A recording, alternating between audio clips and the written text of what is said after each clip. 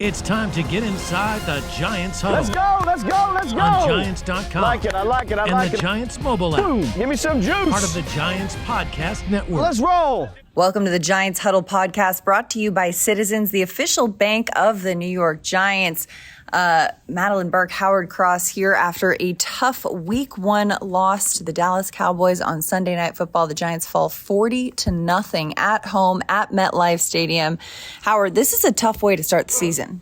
Yeah, definitely a tough way to start the season. I think that, the weather didn't help. I don't think that the unforced errors didn't help. Yeah, it kind of shot themselves in the foot. Yeah, you mentioned the weather. It was pouring down rain here at MetLife Stadium, some points more than others. You mentioned shot themselves in the foot, too, though. Like the way that this game started, the series, the first offensive possession, the Giants were kind of charging down the field. They were getting the run game going quite well, especially. But then, a false start by Andrew Thomas, a botched snap by the rookie JMS. And then things just kind of got out of control. Graham Gano gets a blocked field goal returned for a touchdown, and suddenly Dallas is on the board, and the momentum has changed. Dave all talks a lot about, having clean operations. And I saw a lot of times tonight they were calling timeouts because they didn't have the right people on the field. People were running back and forth in substitutions. Things were kind of in disarray, and it started really early. That first block kick was part of the operations. The mishandled snap, when he skips it back to the quarterback, probably a wet ball. He was looking at his hands. It was starting to rain a little bit. That was a bad thing. And then when you turn around and instead of you're averaging 6 yards a carry, and you come out in the second series, you start throwing the ball. Mm-hmm. You can't stop Michael Parsons or the entire Dallas front. And all of a sudden, you're in third and long, you throw the ball outside to Saquon, and he gets hit just in the turn, and you get your first interception. Yeah, I mean, you mentioned the inability to stop that Dallas defensive front, too. Mm-hmm. They were putting pressure on Daniel Jones all night. He was sacked 7 times tonight, 4 times in the first half, running for his life in the moments that he wasn't. I mean, he's 15 of 28 in passing for 104 yards. 2 interceptions, though one of them was kind of a tough one to call an interception. That being said, though, when your quarterback is under that much duress, how much can you expect from the offense? What do you make of why Daniel Jones was under that much pressure tonight? Well, we said at the beginning we were hoping that Evan Neal was going to pick up his game, but it's kind of hard to pick up your game when you have the Dallas front coming in.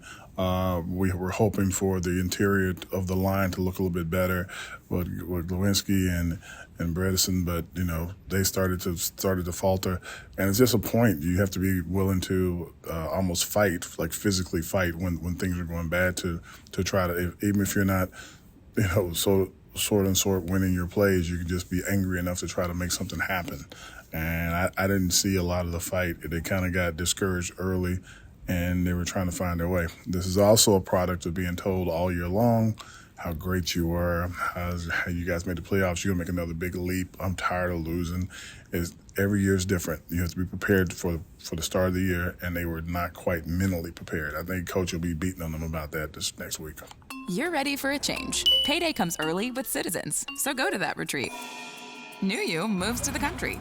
Now you're raising goats and launching a lifestyle brand. Are you ready for all that life brings? Yeah, a very humbling moment on national television for this Giants team. We talked about the trenches and we talked about how much pressure Daniel Jones was under, but how about the lack of pressure for Dak Prescott, right? It seemed like, when we come into this game and you got 2 of the Cowboys offensive linemen banged up and, unsure whether or not they were going to go, and you're looking at the fact that the way that this defensive front, the depth of the Giants defense and how much pressure they have the ability to put on the quarterback. Why did they struggle so much tonight? I don't think it's as bad as you think it is. I don't think Dallas had that many plays, first off. I think in the first, the return for the touchdown, the block kick, the return for the touchdown, the interception, Dallas still hasn't seen the field yet. Right? They don't see the field for a while from an offensive standpoint. I think they scored maybe 7 or 10 points in the first half offensively, but everything else was coming from the special team blunders and the mistakes. And Dak was getting hit. He was getting hit. He just wasn't getting sacked. And I think you saw a lot of errant throws early on by Dak. You saw the ball going into the ground by Dak. You saw him getting above the turf a few times. But as for the actual sack itself, you didn't see the actual sack. And going back to Daniel probably got sacked 10 times tonight or maybe more. they call some of those back because of penalties. And I mean, like holding penalties down the field, holding the receivers. So, that's not even counting the hits he took. So he may have been hit 21 to 22 times in the game.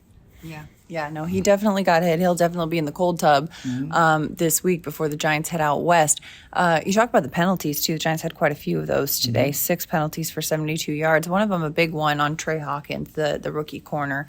It was a tough moment for him matched up against Brandon Cooks. And how do you kind of break down what happened there?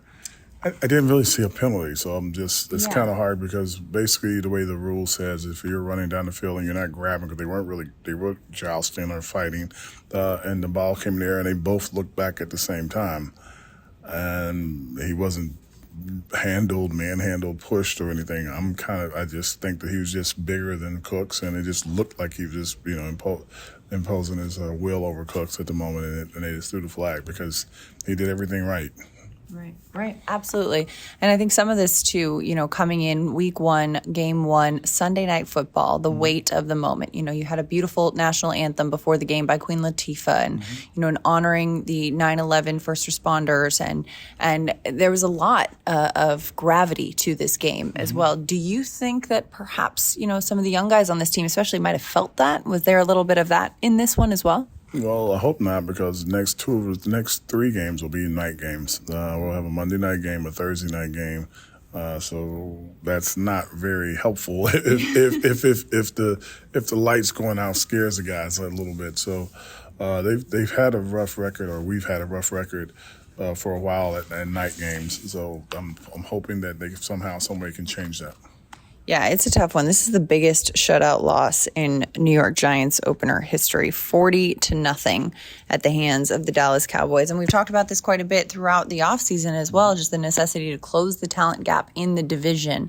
Of course, the next couple of games are not division games. It's a while before there's another division opponent. But, you got the Cowboys on your schedule again later on in the year. As much as it's like, yes, we've heard from GM Joe Shane saying as much as the division games matter, so do the non-division ones. But you want to be able to close that talent gap. Is this a game that you feel like could be just, okay, let's just flush this one down the toilet, look past it and say, okay, we'll move on? Or is there something you really need to take away from this loss to the Cowboys? I think for one, you have to watch the tape very closely and see where you can improve. And the reason why is because I know it's not tape anymore, but the stuff that you're seeing is going wrong. Other teams see it going wrong, and they're going to come with that week in and week out. Yeah. And everybody doesn't have a Michael Parsons, but there are Bosa's out there, and and you got the entire front from Philadelphia out there, and the Washington football team has a very nice front as well. So you have those guys within your divisions. And again, you got Bosa and the San Francisco 49ers. That defense is really rocking. And so you're going to have to be prepared for a lot of guys coming after you. We'll play the Jets later in the season as well. So if you put it on tape that they can get after guys with pressure, if you twist and stunt and bring a couple extra guys here and there, they are not going to be able to block it. They're going to continue to see it over and over and over again. Teams that don't blitz and don't stunt will start stunning and blitzing just to make sure they can get to Daniel Jones. You love turf. You're good at it. So you start a turf biz. Business grows, your savings grow. Become the most celebrated name in turf. Are you ready for all that life brings? Right. Well, and especially, too, when you look at the fact that a lot of the blunders for the Giants tonight came on third down. Is there something to be said about that? Yeah, it's not – you have to think about it. If they're not able to block them in the first and second down, then third down, if it's third and long, they're just pinning their ears back and coming with full tilt. No regard for the run or anything else. They're just like, okay, let's go get the quarterback. Meet you in the backfield. There's been a lot of talk, especially in this offseason or in this training camp and leading up to the season about the guard position at the offensive line. And earlier this week, Brian Daboll said, yes, we had decided on who's going to be the guard. They went with Bredesen and Glowinski in this one.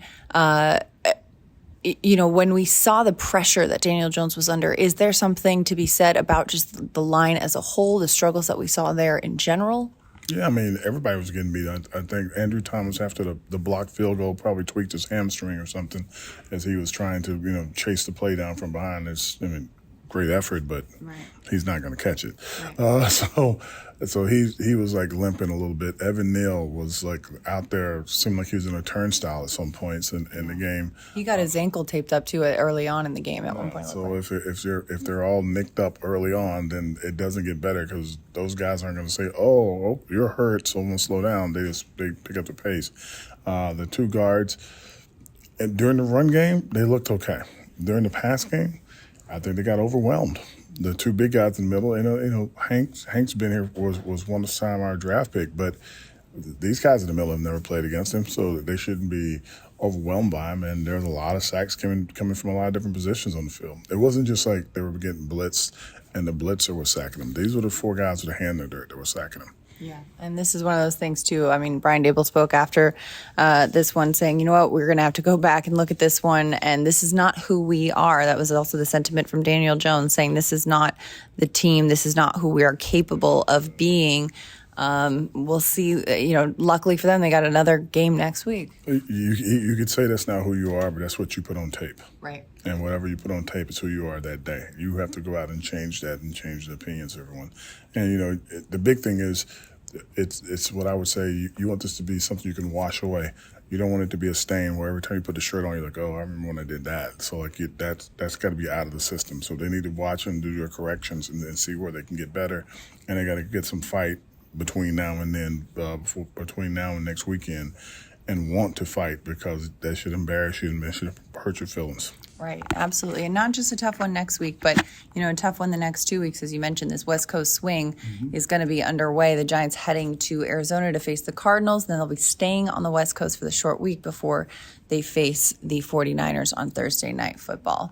That's a wrap for your Giants Huddle. Rapid reaction on a tough loss, Week 1 at MetLife Stadium on Sunday Night Football as the Giants fall to the division rival Dallas Cowboys right here at MetLife Stadium. The Huddle is brought to you by Citizens, the official bank of the New York Giants. From game day to every day, Citizens is made ready for Giants fans with insights, guidance, and solutions. Learn more at citizensbank.com. Giants fans love a winner. It's why they love Citizens, named a 2022 Best Bank in the U.S. by The Banker as official bank of the Giants and sponsor of the Huddle. Citizens is made ready for fans of Big Blue. Learn more at citizensbank.com. Thanks for listening. I'm Madelyn Burke. He's Howard Cross. We'll see you next time.